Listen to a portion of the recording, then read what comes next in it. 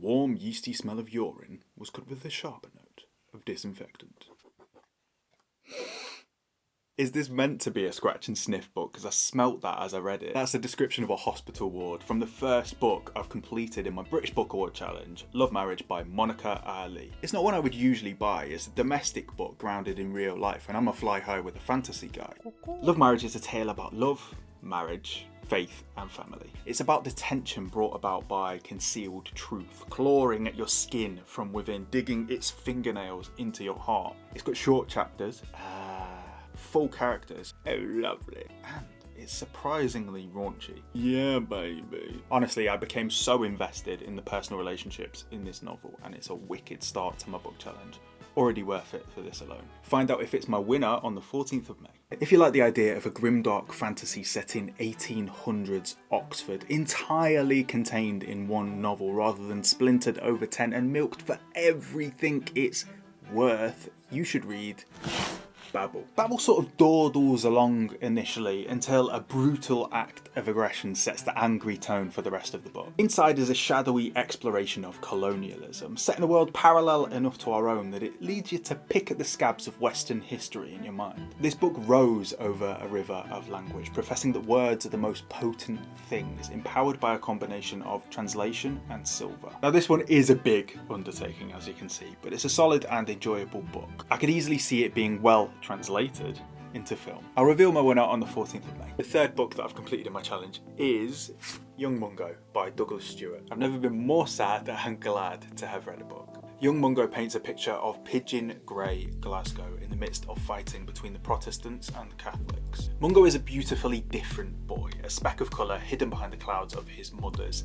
alcoholism, held underwater by his love for her. It's a tale about being gay in tragically unaccepting circumstances. The saddest part about this book is not just the story, but how many stories like this there are, how normal the neglect was and still is in many places. Douglas Stuart is a master of describing the things that many of us see but somehow don't notice. This one is a contender. Book number 4 of my challenge was my quickest read, and so I say thank you Natalie Haynes for relieving some of the paper-borne pressure off of my chest. I am of course talking about Stoneblind.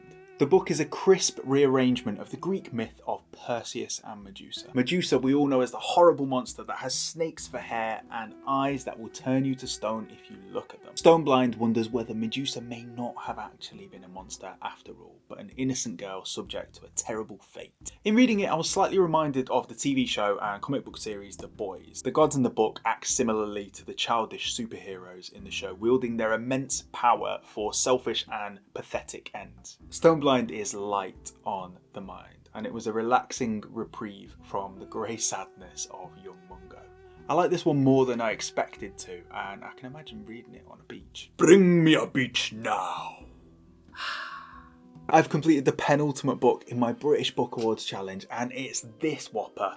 Fairy Tale by Stephen King. Fairy Tale is the story of a young man with a tragic start in life, whose reality is altered by an unlikely relationship with a grumpy old man and his dog. The book begins fairly normally before twisting into a dark fairy tale. It's massive at 577 pages, but Stephen King's skill means that you glide through it in no time. I'm going to be honest, this one wasn't my favourite, and that's maybe a bit of a surprise to me. There are parts of it that are fantastic. I mean, we all know what Stephen King is capable of, but some of the fairy tale aspects, I was worried that they would be a little bit formulaic, and they were. And some of the characters I found to be cringy, if I'm being honest. It isn't a bad book, and I have heard it split opinion right down the middle, and you may well fall down on the side of loving it. May 14th, I'm picking a winner. I've finished the final book in my challenge. The book is The Marriage Portrait by Maggie O'Farrell. The Marriage Portrait snuck into my heart through the back door. It's an imagined retelling of the life of Lucrezia di Medici.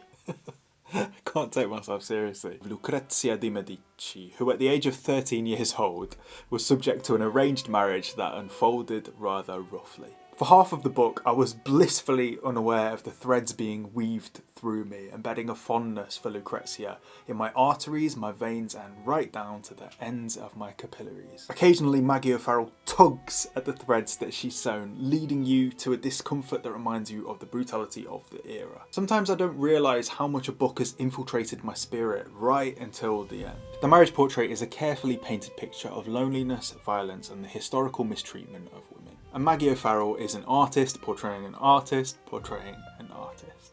This is a good one. 30 days ago, I set myself a challenge to read every single book in the fiction category of the British Book Awards. Somehow, I managed to read all of them. It was 2,896 pages worth of reading, and it took me ages, and I'm knackered. Balancing that and a job and a baby was exhausting, but I've enjoyed it so much. I sniffed books, I did a bit of rowing, I made grand demands, and I also did some praying. I could only choose one winner from the category though, and the winner was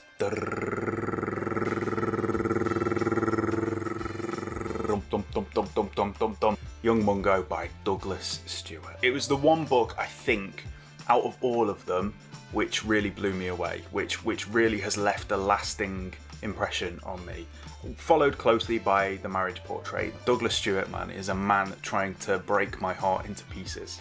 Tomorrow, the British Book Awards themselves, the professionals, will be choosing their winner, and I'm looking forward to see which one they pick.